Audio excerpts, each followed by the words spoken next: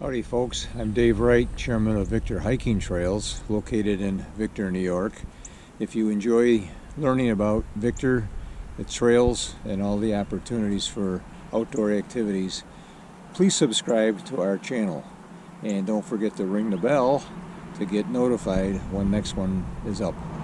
So today we have a special event. We're partnering with the Victor Farmington Library. We've got a special guest today. We're going to be going out looking for wildflowers.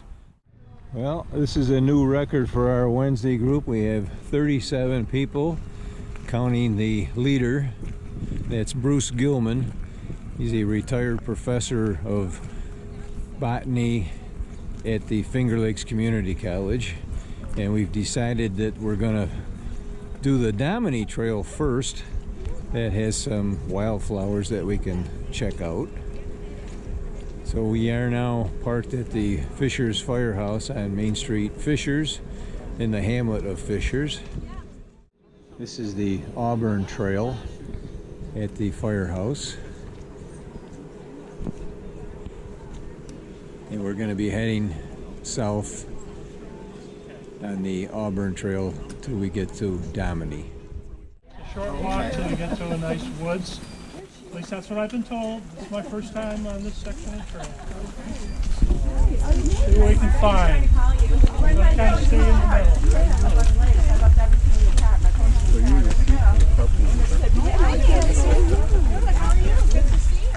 We do have some cleavers here. Could I have a volunteer? Oh, no, I need a volunteer, not a smooth jacket, though. Not a smooth jacket. Wait a minute. Why? You got to sound volunteer, but tell me what first. What you're talking about. Okay, so this is cleavers. No volunteers.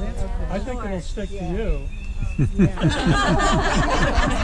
I'm gonna. Oh, it sticks to me. Okay, so this is a bed straw. And it's an introduced bed straw. We have a lot of native bed straws as well. They have a whorl of leaves. This one, the leaves are armed with very sharp, small prickles, and it sticks to everything. And if you get it in your flower bed, it becomes very annoying because it's kind of relaxed the way it grows, and they grow 6 or 7 feet in 1 year from the seeds. Yeah. It's one of those things. The garlic mustard is about ready to flower. Again, an introduction. Fortunately, there's some biocontrols that seem to work on this and keep it in check a little bit. But this one's a wild edible. You can make salsa from it if you want. It has a strong fragrance of garlic. A lot of the mustards are quite spicy, especially if you crush up a leaf, you'll see that. And we have a little mustards blooming in here too.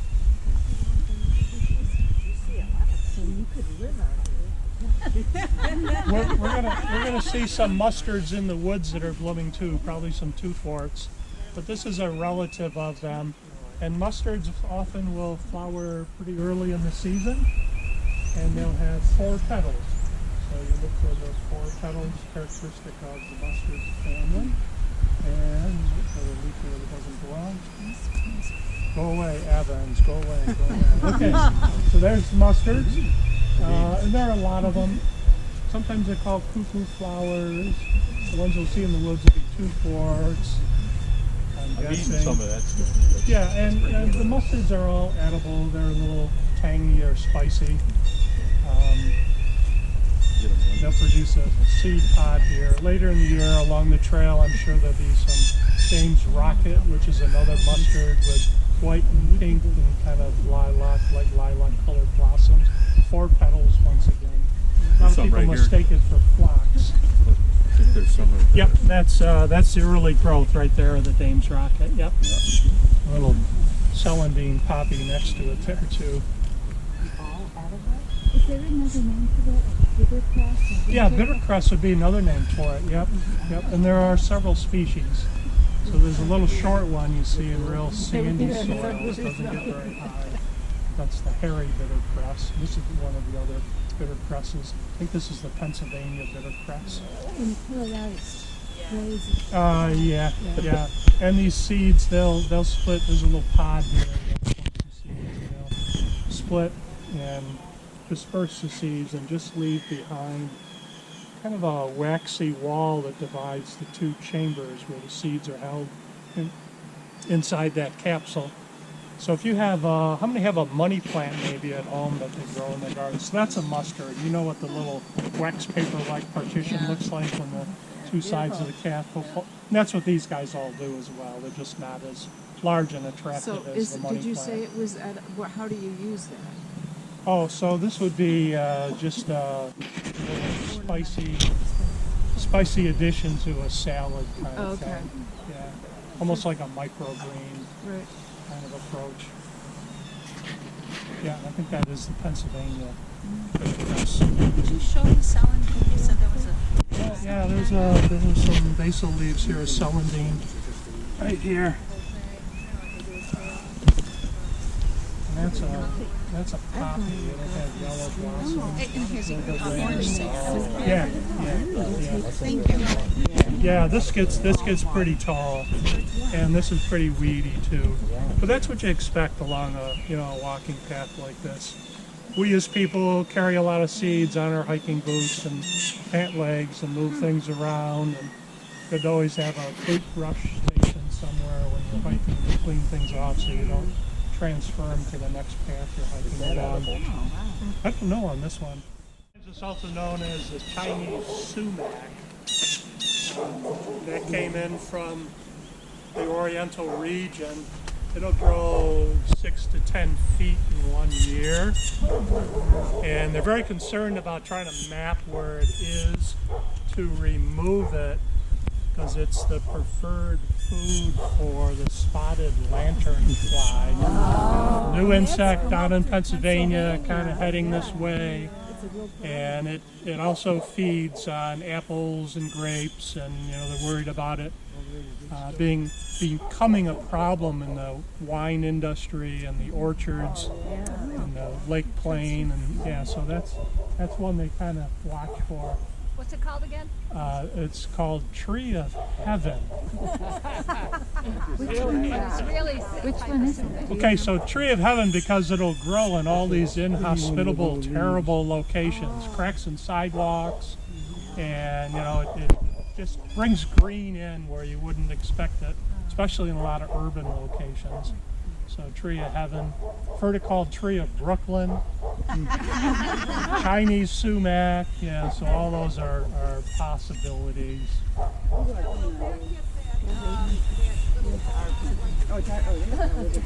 No, it does not. The trees are actually either male or female.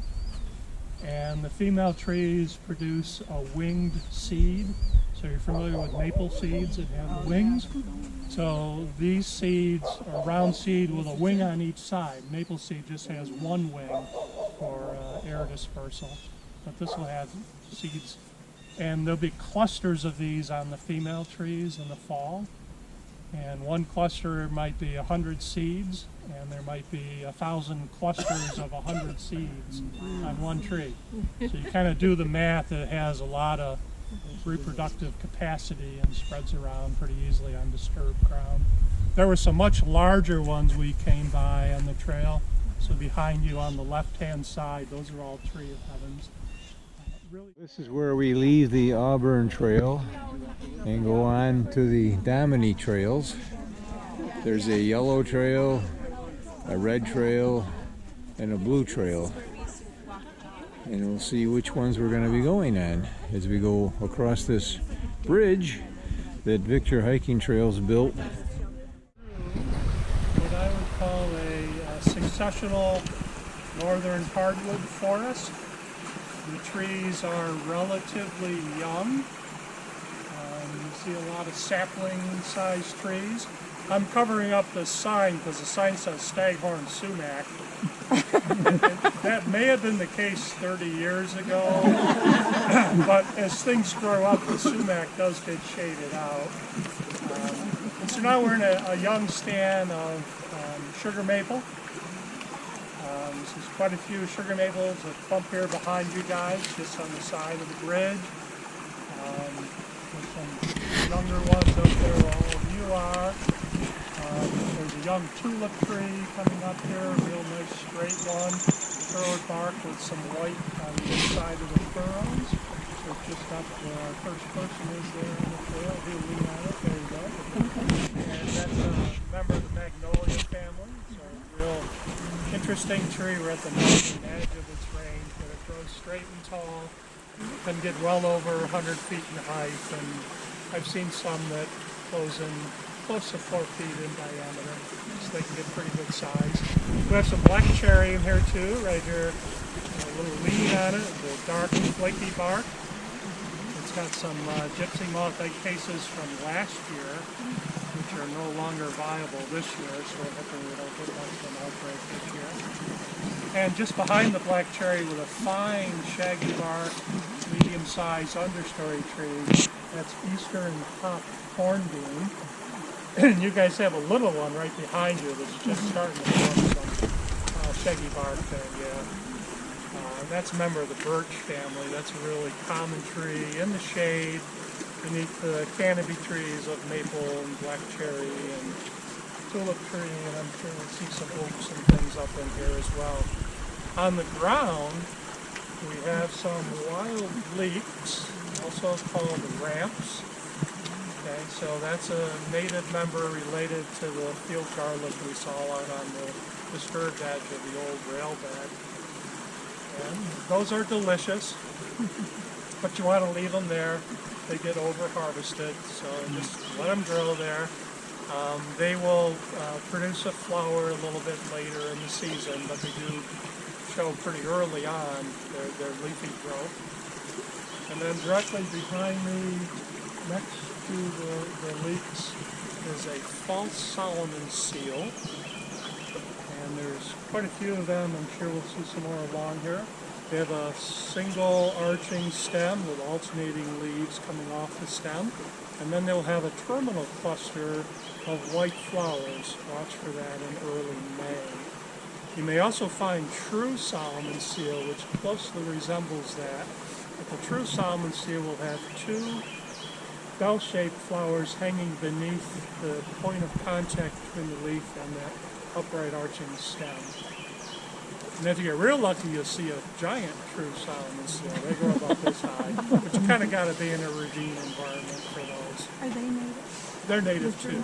Yeah, and they have clusters of flowers hanging beneath each leaf axis of the leaf. It's that unbranched arching stalk. And when you see those, then you start watching for ruby-throated hummingbirds as well, because they like to come in and nectar on those. We also have some clumps, they look like clumps of grass that are here. And that's actually a sedge. And we have some early flowering sedges. In particular, a common one we'll see is Pennsylvania sedge. And some people have become interested in maybe gardening with sedges and grasses that take on a little different character than just having flowers that last for a short time period. And this is one of the earliest flowering sedges, the Pennsylvania sedge. Probably a couple of sprouts of red trilliums for a few years in the future.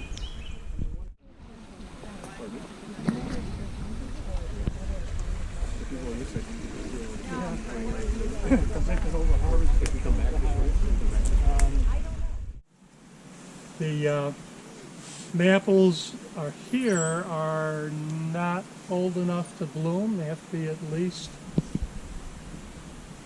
3 years in age to produce a flower. So the maples in their first year actually don't even have leaves. So when a seed germinates, it has what are called cotyledons, which look like little rectangular green tissue on the top of a stalk, 2 of them. And that's what they do for their first year. And then the second year they'll produce the one umbrella-shaped leaf like we see here and here. Oh, and here's one that's another year older, 2 years old here. First year, second year, third year, 3 years old. And this one has a flower bud. How So can you it tell their comes age? up and it branches. There's 2 umbrella-shaped leaves with a single bud. Oh, that's why you know that. Oh. Yeah, so that's why I know that's the age on that one. Wow. Yeah, it's got to be at least 3 years in age. Because first year they just have cotyledons. Second year, just a single umbrella-shaped leaf. Third year, if everything's good and they're healthy, they'll have enough energy to produce the 2 leaves on the flower bud. And the fruit's about golf ball sized, not edible until it turns a little bit yellowish in color late in the season. And I've tried them once. That's all I can say. But the red fox in the area, they usually are the ones that clean them up and they spread the seeds around in their droppings and you get new populations established. Yep. And we're right here in a stand of one of my favorite understory shrubs where it's usually a little bit wetter where you see it. But when you come by these, just grab them. Oh, you're right here. You can grab it. Does it feel like mussels? Sinewy? Yeah, that's musclewood. So some of the common names make perfect sense. And that's musclewood. And that's hepatica. There was some, I think, on the other side. It's not blooming yet. Not blooming yet. Okay. There might be some. So up here, it's though. actually past bloom. Oh, is it past already? Yeah. Yeah. Because I see leaves coming up here, and usually it's precocious. It blooms, and then the leaves appear. So we have the broadleaf toothwort. So that's one of those mustards. When we were talking about the bittercress, I said, well, we're going to see some native woodland mustards as well. So we're looking at this one right here and here. So it has 3 leaflets as a pair of leaves. Each leaf composed of 3 leaflets. Upright stalk, white flowers, 4 petaled, which is what we see in the mustard family. And it's also known as, let's see, broadleaf toothwort, and I think crinkle root is another common name for it. It's growing here with wild geranium, which are these leaves. And wild geranium will be blooming in probably 3 weeks, kind of mid-May. And then we have the leftover fronds here of last year's Christmas fern.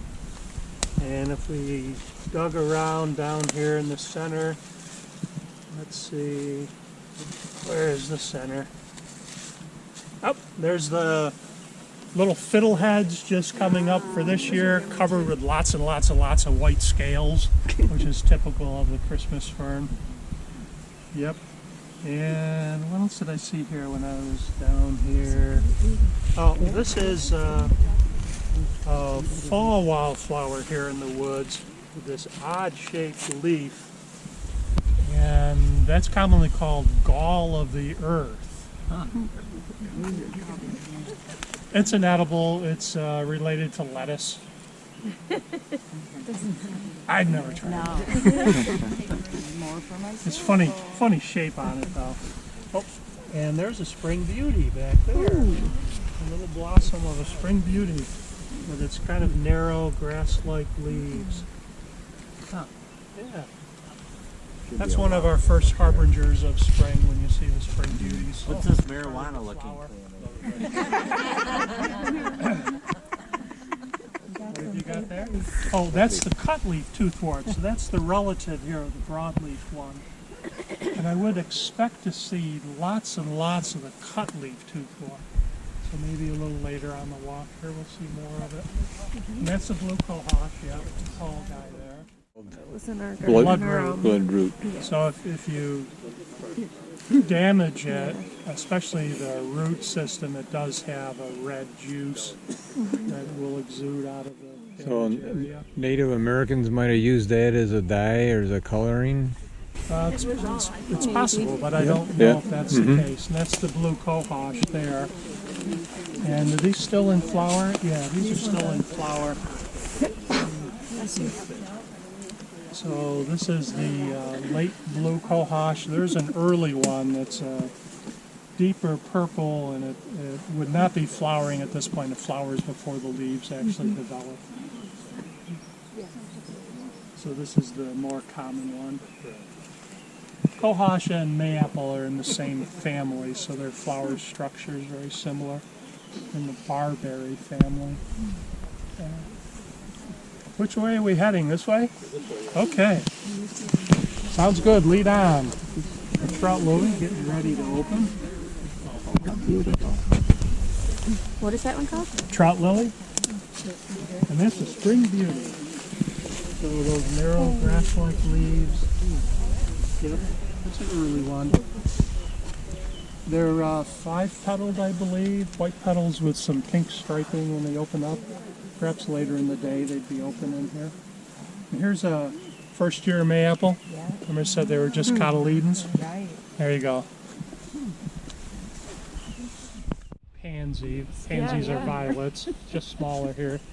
But this one's drawn into a long spur. So this is one of the easier violets to identify.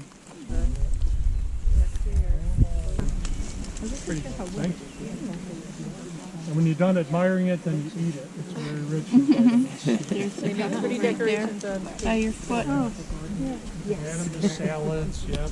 Salads and Long cakes. spurred violets. Bump up on the trail. Is your YouTube channel just go to That tree right there is an American beech. That's one of the water leaves, right? Yeah. Yeah. That's one of the water leaves. I think that's the appendaged water leaf. Yeah. Green terrace. And the big plant down there on the stream terrace. There's one that's fairly close here. That's called skunk cabbage. So that was flowering actually back in March. It has a little tent-like structure we call a spathe, and inside of it is a stout little cluster of flowers called a spadix. So we have spade and spadix as the construction of the flowers in the arum family. And the one member of that family you may be most familiar with is jack-in-the-pulpit. Okay, so it has the little spike and it has the surrounding fleshy spathe, and it tips over a little bit on the top, the jack-in-the-pulpit. This one stays kind of tent-like, and it actually generates some heat from sun striking it. Sometimes it'll actually melt the snow around it while it's starting to flower. And then after flowering, it produces these cabbage-like broad green leaves that you see down there. It really likes the muddy soils along the stream terrace, and in swamp forest situations you may see a lot of it.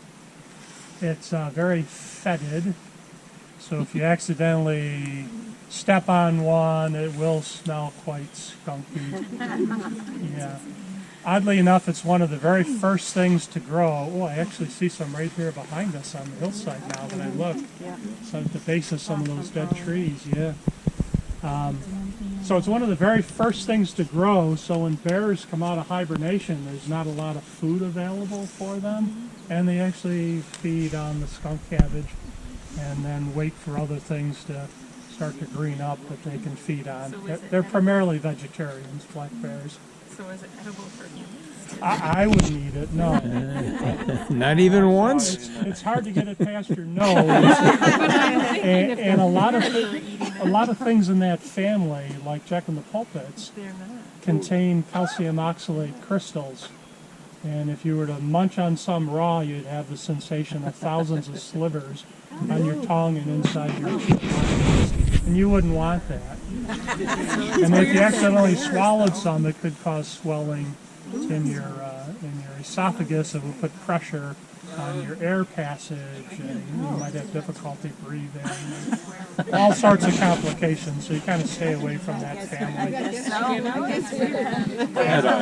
One of Ewell Gibbons' books talks about cooking skunk cabbage. Cooking it breaks down the calcium oxalate You boil it crystals. about Boil and 5 rinse, changes of boil and water. rinse, yeah. Yeah, 4 days. You might as well just eat paper. Yep. The actual meltwater channel would be much wider. So you think about a modern stream, there's a little channel bar down there in the modern stream. And glacial streams were larger, so we're on a pretty good sized ridge here, and it's quite sandy. And what's colonizing it up here where I'm standing is the scouring rush horsetail. Yes. So it's green, it's evergreen, It does look like bamboo. and it's composed, you can pass that back, it's composed of an evergreen ridged stem, poisonous to the touch, did I mention that? I know, she's like, oh. You just look like you were a perfect mark hollow for that inside. okay? Well, thank you. The leaves are collar-like. They're kind of silvery, and they encircle the stem. And the stem is actually photosynthetic. And it's a relative of ferns. So if you find a fertile one, it'll have a little cone-like structure on the top of it called a strobolus that releases spores. And this is perennial, evergreen. You see it a lot in gravel pits and sand mines, sometimes on railroad cinders, on hiking paths that, rails converted to trails. And I'm not surprised to see it here on this little sandy bar, which was probably one of those deposits in a glacial meltwater channel that was here. Does it have some common names? Yeah, scouring rush is the common name. Horsetail. And that's because early pioneers would use it instead of green scrubbies, to clean pots and pans. The stem is that ridging of the stem, and it's stiff. It's just got a lot of silica in it, so it's very abrasive. Silica is a common element in sand. And so, that's how it got that common name of the scouring rush. Is there a certain time of year the little cones come out? Yeah, I would say early in the season, then it takes them several weeks to develop, and then they'll turn a little bit yellowish, and if you kind of brush against the stem, you'll see the puff of spores being released from the strobolus, that cone-like structure on the top. And they are evergreen. This one's pretty common. There's one that grows in fields, oddly enough called the field horsetail. And that one has a separate stalk that produces spores early in the spring. It's probably past now. And then it'll look like little miniature Christmas trees, only about this high. And you'll see that through the summer. And then there's a water horsetail. There's a rare one that grows on sand dunes. There's a dwarf one that grows in ditches. There's maybe 7 or 8 types of horsetails you can find in an area. Big leafy one on the side of the log and That's the skunk cabbage That is there on a the other huge side of one. the stream. Yeah. it gets that Yeah, big they and get leafy. big. They get bigger than I've that only even. seen Oh, the yeah, little they get compact big. ones. Oh. Is Yeah. there a name for We got damaged at that height, Yeah. and it produces callus tissue around the point of damage, and sometimes it's a fungal damage, sometimes it's an animal damage that stimulates that. That's a very large one Yeah. for such That's a good sized one on a Yeah. small sugar maple. I don't know. I don't think you usually see it going all the way around the tree like Yeah. that one. Yeah, Sometimes it's like on Depends one on the side. species of tree and the Okay. type of damage and the Yeah. response. Yeah. This one, as I'm leaning on, is a big tooth aspen. So we know there was some openness here in the forest. There may have been a group of trees that were timbered out at one time or died back, and there was an opening in the top of the forest, the canopy layer, and there's a group of them in here. A couple more over there, one that's tipped and dying. It's just kind of a nice name. Yeah. Does it hurt the tree? No, it's just a spot where it attaches. it doesn't damage the tree at all. There's some green moss growing here too, and there's another moss right on the root crown, right at soil level, right at the boundary layer there where there's more moisture. Does the liverwort start at the bottom and just sort of Well, work no, its there's way up? patches of it here. But did all they the way start up. down here and work up, or they just No. were in the air? They're in the air, yeah. Okay. Yeah. Yep. And we were talking about the moss. Does it grow on the north side of the tree primarily? Grows on all sides of the tree. Wherever it's shaped. No, it does not help you when you've lost your way. That aspen, it is a fungus that likes aspen, the chemistry of the aspen wood, so I'm not surprised to see it on aspen. And it grows for many years. There's a lot of woodpeckers around there. See, somebody already took some home. We've got the Asiatic honeysuckles popping up again. It's kind of muddy over in there, a little drainage area. And it's being colonized by tree moss. Tree moss. Isn't that a beautiful little plant?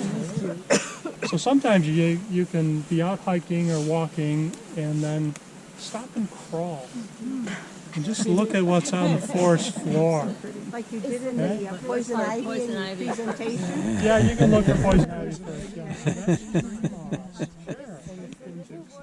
Oh, it's so soft. Yeah. And it's It's a relative of mosses, and so they're in their separate classification. So it is American nightingale. We stopped here to see if you had any questions on things you've been seeing. No, this is probably not acidic enough soil for blueberry bushes. When you're in this part of the county, there was a lot of pulverized limestone in the glacial deposits, so the pH tends to be above the neutral point. And it leads to a really rich flora, especially the wildflower layer, but it's not conducive to blueberries. They like a more acidic condition. But we would be in a pretty good spot for blueberries if it were more acidic, because right over here, just ahead of you a little bit, you see a vernal pool. So these fill with water in the springtime. They're really critical breeding areas for frogs and salamanders. And there's probably gelatinous masses of eggs over there right now, because they started breeding weeks ago. And then, of course, the pool dries up probably by the end of summer. So what makes them advantageous for those amphibians, there's no fish predators in there, nothing that's going to really consume their eggs, so they can actually complete their life history, and the eggs will hatch out into larvae and they'll do their thing, eventually become adults. So it's always nice to see vernal pools. We actually encourage a lot of landowners to think about building vernal pools in their woods if they don't have one. There was some money available, small grant money available for building vernal pools, and they've been constructed in various areas like the Cummings Nature Center. Over at the field station that I was director of, we had 2 of them built over there. There were some on private landowners as well, and they just create a nice habitat for a smaller organism. You don't need acres and acres. You just need a small vernal pool. And make sure it's wet for long enough. The egg masses usually have an algae that grows with the egg mass that hastens the development of the eggs, so they hatch out before the pool dries up. So there's a lot of neat adaptations and things to talk about with vernal pools like that. Just little temporary drainages that fill with rainwater and snowmelt in the spring of the year. Genesee Country Trail has the nature trail. Yep. It's nice when you see vernal pools. I've been working in West Bloomfield recently, mapping out their natural areas for the town, and there's some really, really nice vernal pools over there. It's typical rolling topography like you see in the south side of the town of Victor when you get down towards Dryer Road and some of those areas. You have that nice rolling glacial topography, and low basins, they'll fill with water for a short time period. It's nice to see them in the woods like this. Did you trout lily? That's the trout lily, yep. Did you already talk about Yep, that? that's the trout lily. I didn't Lots know. of little ones through here. Yep, and a lot of invasive multiflora rose in here too, which is a climbing rose. There's a bigger one there. They could grow 30 feet up, twining in a tree. These have probably been browsed down by the deer, but it doesn't get rid of them, unfortunately. They persist. Bruce, do you ever see around here Dutchman's breeches Yes, in this area? yes, but I haven't seen any here. Okay. Yeah, we could see both Dutchman's breeches and its kind of look-alike cousin, the squirrel corn. Yeah. We could probably see both of them, but I haven't seen any here. Do the deer eat those or something? Because there used to be an awful lot of it, which was part of it. Yeah, it could be. Yeah. I don't know. I know it from places down in the Middlesex Valley, down where I live. You can find it down there pretty easily. I thought there might be something new there. I'll watch for it. I'm not up here, but Yeah. Now, are these the invasive rose thing? Yep, that's the multiflora rose. And those have just been browsed down by the deer. There's some bigger ones in the background. And I got some nice shagbark hickories in here too. You can probably recognize from the bark. Yep. And some ash trees that are on their way out, I'm sure, Yeah. from the emerald ash borer. And occasionally an American elm, like the small sapling the other side of the trail here, just a few inches in diameter. They've persisted even with the Dutch elm disease that swept through the area in the 50s. They produce seed pretty early in age, so you see lots of little ones still in the woods, just no big ones. Well, that concludes our hike today. Hope you learned something about the wildflowers on the Domine Trails in Fishers, New York. Make sure you subscribe to this channel, the bell to get notified of upcoming videos. And if you live in the area, we'd really appreciate it if you joined Victor Hiking Trails. You can find us on our website, victorhikingtrails.org. Thank you.